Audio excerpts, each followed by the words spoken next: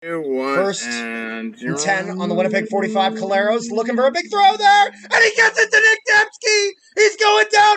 No, the ball's loose. Son of a... Oh, my God. And he drops it. Hold on to the ball.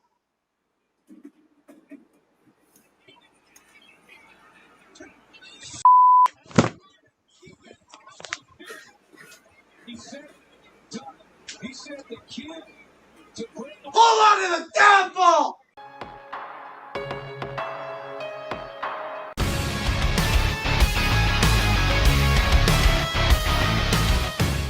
Good morning, afternoon, and evening, ladies and gentlemen, and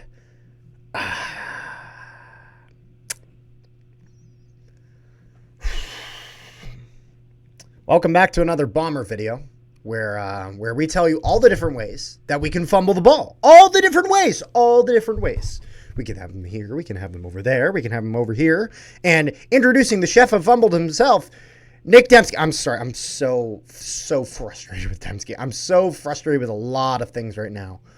Not pinning this on Dembski, but man, I am so disappointed because I know how good he is. I know his potential. I know how good he can be playing. So seeing it like this is pissing me off. So let's get into the pregame here. Kyrie Wilson on the 6-game injury list. Kenny Lawler, 6-game, extended another 6. Crap. That sucks. Is what it is. We'll go into this game though. First quarter, good stop by the defense to start off. And then Brady Oliveira would get a good run. Then fumbles it, turns it over. Seriously, I am just losing my mind with these turnovers. I am seriously about to put a fist through a wall. This is ridiculous. How have we not figured this out? Like, I don't know. Like, seriously, if you can't run with it with one arm, run with two. I'm serious. We're getting to that. It's that bad. If you are incapable of not fumbling the ball, run with both hands like that. Kills me, seriously. And then Reddick Cramdy, good sack by him. Bombers would push, and there'd be a good pass for Clercius when we get back on offense, and we get that going. And at that point, Sergio Castillo hits the 15-yard field goal, making this 3-0 Bombers.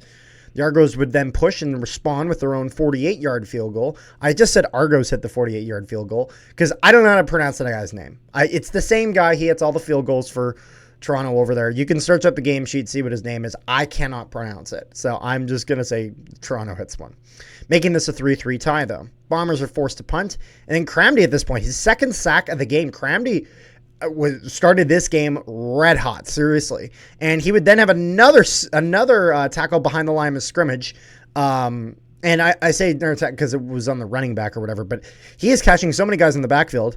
It would go back and forth a little bit at the start of the second quarter. And at this point, Nick Arbuckle goes in for Toronto. And now at this point, I'm thinking, wow, it would be so embarrassing if we lost this game. Seriously, Nick Arbuckle? Like, do not lose to Nick Arbuckle. My goodness.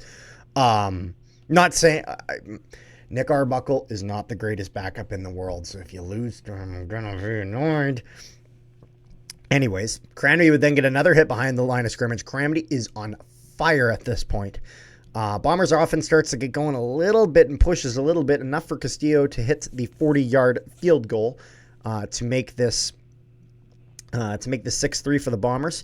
There'd be a good pass for Wolotarski, but then he fumbles it, but he is hit hard. Wolotarski is actually going to go out at this point with injury, which just completely sucks. This is what it is. We go back and forth a little bit. And then at this point, Toronto, somewhere in here, I don't have it written down, I don't know why, but at some point in here, Toronto would hit a field goal, tying this up at 6 apiece. And Caleros would be removed from the game by the injury spotter. And this is most likely for concussion protocol. As Caleros gets hit, and he gets hit, and he kind of takes a nice shot to the head. Even though Caleros, he's slow to get up, but looks like he's fine. They're going to take him out for concussion protocols. Chris Strevler goes in. There'd be an offside call on Winnipeg. And at this point, this game is boring. It goes back and forth a little bit. Caleros would then get put back in. Looks like he was all right, and would finish off the half. The Bombers would push the field a little bit, but that would be it, and it would be 6-6 going into half. This game was boring and dull. Thank you to all who tuned in on Canadian Football Central and checking out our live stream of this game. We had Tiger Cats Network on earlier in the game, and then it was just me going solo for the rest of the game. That was because Rick was actually at BMO Field watching this game, watching this disastrous boring of a game from BMO. But we go into the third quarter, and we learned right at the start of the third quarter that Wolotarski looks to be okay. He's on the sidelines, not playing again. So does this mean he could be injured? Yes. How long he's out, I don't know. Man, yikes. The Bombers would then get with a decent start, but Stanley Bryant takes a face mask penalty, really going to hurt them, and they wouldn't be able to get anything on that drive. Both teams would kind of have a few drives, exchanging just few drive a little bit, maybe one first down, then punt. It was really not much. It was a very back and forth game in that regard. And at this point, I'm right, this is boring. Seriously, this is not good football. It's not a lot of good defense, but man, there's no offense from either team. And just the amount of balls that our receivers are dropping, ridiculous. I'm sorry. Caleros actually had a good game tonight. He did. You can blame something this or there on Caleros in prior games. I really don't see any issue he has in this game. Even the pick that he throws, I don't think is his fault. And we'll get to that. One thing we did really great at, holy crap, we did such a good job on special teams, keeping Janarian Grant contained. It's a guy who has gotten, the last 3 games, he's gotten a return touchdown, whether it's punt or kickoff. He's gotten 3. He's gone 3 for 3 in his last 3 games. He's gotten 1 per game. Tonight, we completely shut him out. Grant got maybe like 10, 15 yards at most, and that was it. On like his longest drive, I'm talking about. But we didn't let him get anywhere. So great job by the Bombers on special teams, keeping Janarian Grant contained. And then even at this point, I said, you know what? Clercius has looked okay. There's been one that he dropped that I was annoyed about. But then again, every receiver on Winnipeg has to drop at least one, apparently. And that's where we're at. But he looks like he's been okay. The Argonauts defense kept them in this game. Man, Winnipeg had much more passing yards, but Toronto's ability to force turnovers and whatnot. And I have some sacks written down by Toronto. They got more than I have written down because I have that Caleros gets sacked again. Kolakowski keeps getting beat. It's a little bit frustrating. At center, he's kind of the one where it looks like Kolakowski's being a little bit of the weak link. And so it is what it is. Caleros would then get sacked again twice in a row on Caleros. Please protect your quarterback, guys. Toronto would then get a holding penalty on the punt return. Special teams coverage on Janarian Grant is spectacular. Again, this is just kind of going back to what I said earlier about how Bombers were all over Janarian Grant. Now bring us into the fourth quarter, which finally would get interesting, but in some ways that I'm not a fan of. And I say this game is so boring. But then Caleros throws, and the receiver keeps bobbling it up. What do I say? If you can't get it, hit it down or just let it hit the ground. If you're bobbling it up, the potential for interception skyrockets. And they do get the interception here. Now, I will say, this is totally pass interference. I'm sorry. When we played against Saskatchewan last week, we had a hand on the guy's shoulder. Not pushing, not pulling. And that was not called pass. And that was called pass interference, sorry. We lost like 40 yards on that. Ridiculous. Tonight, Dembski is literally getting pulled. And they don't call this pass interference. Now, and we will get to this a little bit later. I didn't see it fully when we were watching the game. And I was kind of like, it is what it is. I think it should have been, but watching it back now, that BS. And rightfully so. O'Shea challenges for defense pass interference. Challenge fails. Argos touchdown stands. I'm not going to lie. I wholeheartedly disagree with this call. I strongly disagree with this call. That is totally pass interference. It is what it is. And this isn't on Caleros. This is on because, first of all, this is pass interference. So again, even then, though, the receiver's decision to keep pushing it up, I don't know how many times I have to say it. So many picks have happened because we keep hitting that ball straight up. The defense is then coming in. This is a defense that has played well this game. Toronto's defense has played well all game. Stop it. You're just giving it to them. And if sure enough, they pick it up, and McFadden runs it in for a pick six. This is not on Collares at all. Collares, there's nothing more he could have done here. It's 100% on two things. Well, I shouldn't say 100% thing because it's on multiple things. Receivers, stop hitting the ball up. Either catch it or let it run incomplete. As much as I hate saying that, I'd like to just say catch the damn ball. But I'm realizing that we're just not. And secondly, that's pass interference. Totally is. And there'll be a call later in the game that Toronto they get really, really frustrated about. However, it's the exact same play. Is what it is. Challenge fails. Argonauts touchdown stands. Conversion is good. 13-6 for the Argos. Go back and forth a little bit. And then Zach Collares to throw it for Nick Dembski. Nick Dembski clearly makes the catch, and he's running through. And Nick Dembski, is pulling a Dembski going to become a term now when you catch the ball and you fumble it because you just don't hold on to it? Is that what's going to happen? Seriously. Like, because Dembski has done this, well, in two critical times in this game and last game, in times that we could have went down and won the game, basically.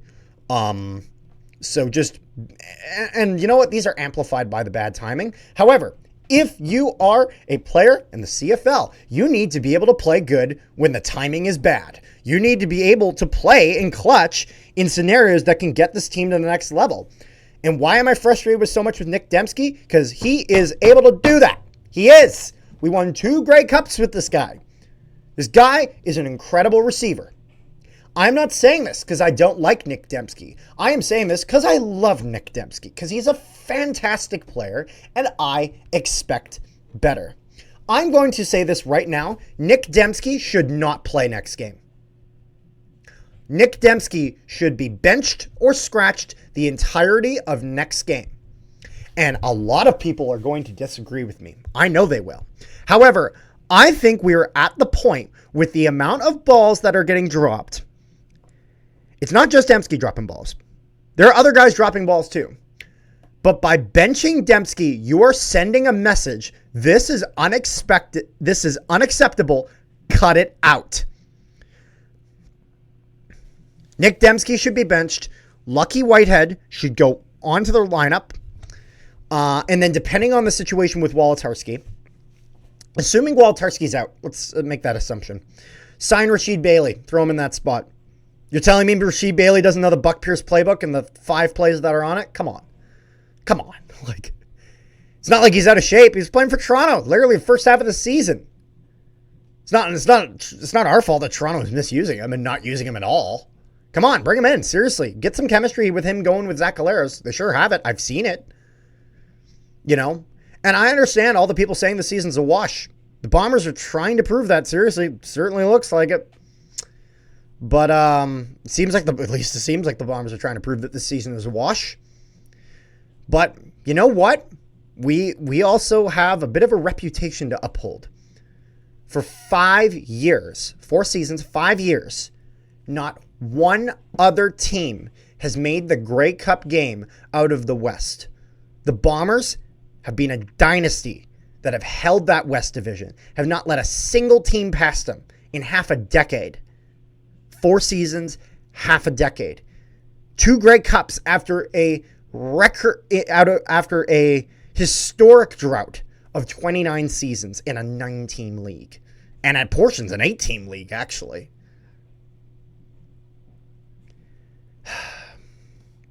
I'm going off right now. I'm so frustrated. And I literally wrote F off. I'm so mad at this point. I'm incensed. I mean, there's no excuse for it. There is no excuse. I understand that Thurman had a good play on him in the Saskatchewan game. I understand that there are good plays defensively. However, what you should understand is called hold on to the damn ball. There we go. There we go. And I understand I'm going to piss people off. And again, I'm not saying this out of hate. I'm not saying this because I don't think he's good. I'm saying this because I think he's great and I expect better. And I'm sure he expects too. He was beating himself up on the sidelines. Fair enough. However, when I played sports and I played like crap, when my coach benched me, did it piss me off? Absolutely. However, when I then got my chance, you bet your ass I was playing the best shift, some of the best hockey in my life, or the best football of my life. Because That was the motivation I needed. And I hope for two things to come out of that if they decide to do it. They won't. I'm not going to lie. I think you have to have a bit of balls to do that. And I just don't know if they got the balls to do that. But hopefully Dembski figures it out. And hopefully other players see that and go, oh, shoot, like, they're benching this guy. All right, it's time to get going. Is what it is, though. Argonauts start pushing the field. Adam Bighill then, phenomenal stop on third down, short yardage, fresh off of a fine, which is, I keep flip-flopping back and forth between if I like that hit or if I don't. At the end of the day, and I shouldn't say if I like the hit or if I accept the hit or not. Is it clean? Is it allowed? Yeah. Is it necessary? No. But then you can also argue that if it's necessary, it doesn't matter because if it's allowed, matters. So it's what it is. I don't care anymore. But yeah, Big Hill, massive stop, 3rd and 1, and they get it done. Turnover on downs here. And then the Bombers would get going, and my goodness, touchdown for Ontario Wilson, the beacon of light in the sea of darkness. We needed this. Ontario Wilson with a fantastic touchdown. Convert is good. 13-13 tie game. Argos take a procedure penalty when they go on offense. They then take a holding penalty, making this 2nd and 25. They would then try to go, and they would go for a passing play. It was ruled incomplete. Argos coach, though, I think is Dinwiddie, I believe is his name, challenges it as he believed the Bombers took a pass interference penalty. Now, I'm going to say this pass interference looked pretty familiar. Why did it look familiar? It's probably because the same play happened earlier in the game. Now, I don't think he pulls on the receiver quite the way that they did when they got the pick 6 against us. However, I will say this play was very similar in the way. So, I will give them at least the credit that they called it the same. I will. However, I still think that first one was pass interference, but I'll at least give them credit that they called it both ways on this. The unfortunate thing is that we didn't get a touchdown out of this play. It is what it is. So anyone upset with that penalty, if you're not upset with the other one, then that is hypocritical because they're almost the same. It is what it is. I know I'm going to piss so many people off with this video, but I don't care. Challenge fails. It's the same play the Argos scored the touchdown on. That's what I had written down. Argos then take a no yards penalty on the return after they punt. Bombers then continue forward. Argos take no yards penalty. Bombers would continue forward. Brady Oliveira would get a nice big run. And we get to a point where Bombers are on 3rd and 1. Now, the Bombers, of course, as you know, would not make it on this 3rd and 1. However, there are 2 problems I have with this. 2. What are the 2 problems you might be asking? Problem number 1, I think Streveler makes it. You look at the footage, he gets that ball a little bit forward than necessarily when he dives into that. He skirts that forward. I think he gets that. Now, I do understand that they called it on the field of where they had that ball sitting. I think they had the wrong spot. However, I understand they need conclusive evidence to overturn it. And I can kind of understand how it's maybe inconclusive. I'm not going to lie. It looks a little conclusive when you see the orange flag marker and the ball on the other side of it. I think that's conclusive. However, they ruled it wasn't. Fine. I don't like it, but it wouldn't be the other mistake they made. Is what it is. Now, what do I have a bigger problem with? And this one I have a bigger problem with because, again, I'm not going to blame games on refs. So I'm going to tell you right now, I had a problem with the officiating tonight. I had a problem with some of those plays, and it was mostly because they just had big ramifications to it, not necessarily because they were the most egregious calls ever. However, they did not cost us this game. No. And I will not be that guy to say that the refs cost us the game. We did not cost us the game. We costed ourselves the game.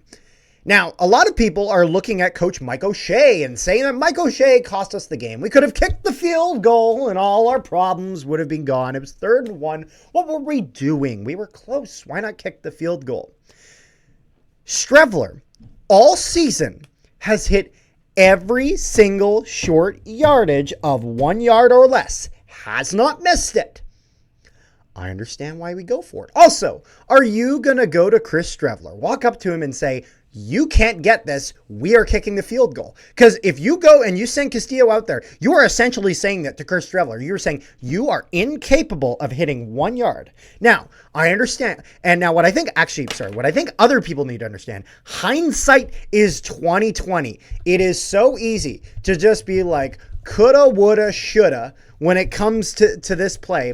But if you look at it in the moment, because what can happen? There's still there's around a minute left in this game. There is enough time for Toronto to march the field down and score a touchdown. There is absolutely enough time for that. If you get the field goal, you risk giving Toronto that opportunity to do just that.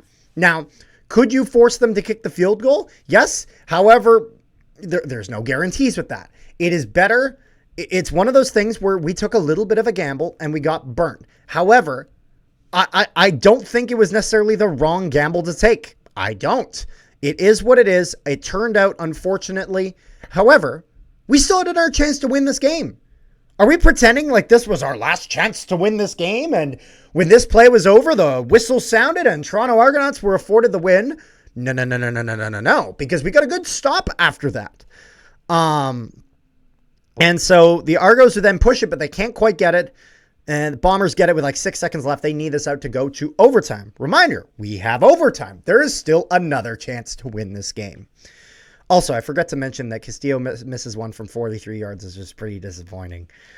Because Castillo has been very, very good. It really sucked seeing him miss that. This was earlier in the night, but we'll get to the other missed one. Go to overtime. Argos win the coin toss. Winnipeg offense goes on first. That really sucks because that's kind of a big advantage in overtime. But it is what it is. We got to do what we can. Short run for Brady Oliveira for about 2 yards. Then an incomplete pass. Just good coverage here by the Toronto defense. They've been great all night. Sergio Castillo misses a 41-yard field goal. Gets the single, but, the single doesn't really matter because, you start at the 35-yard line. This was frustrating seeing him miss this. And again, I would never put this all on Castillo. Castillo is the reason we have won multiple games this year, which we had no business winning. Or games where we've been close, where we had no business being close. However, I expect him to hit this. I do. It is what it is. But there are many reasons why we didn't win this game. And this was just kind of an unfortunate reason that was in there. But that's the nature of kicking, in the sense of that when you hit it, you're the biggest hero on the field, and when you miss it, you're the first. You and the offensive line are the first people to get the finger pointed at. So unfortunately, that's just the way it is. And I say it as a guy who can't hit a 41-yard field goal himself. I'll say that. I can hit 25 on like 20 tries, but I can hit a 25. But I say that as a guy who cannot hit one, so I'll be fair to him. Hits the single, though. Toronto then gets their offense. They throw an incomplete pass, and then Arbuckle then hands it off to Kadeem Carey for a run. To get this kick closer, they grab about, 6 or 7 yards to make this kick closer, make it around 35-yard kick. Argos hit the field goal, 16-14. Argonauts win. Damn. This sucks. This really, really sucks because I wanted to win this game so bad, and we need this win. We need wins now. We do.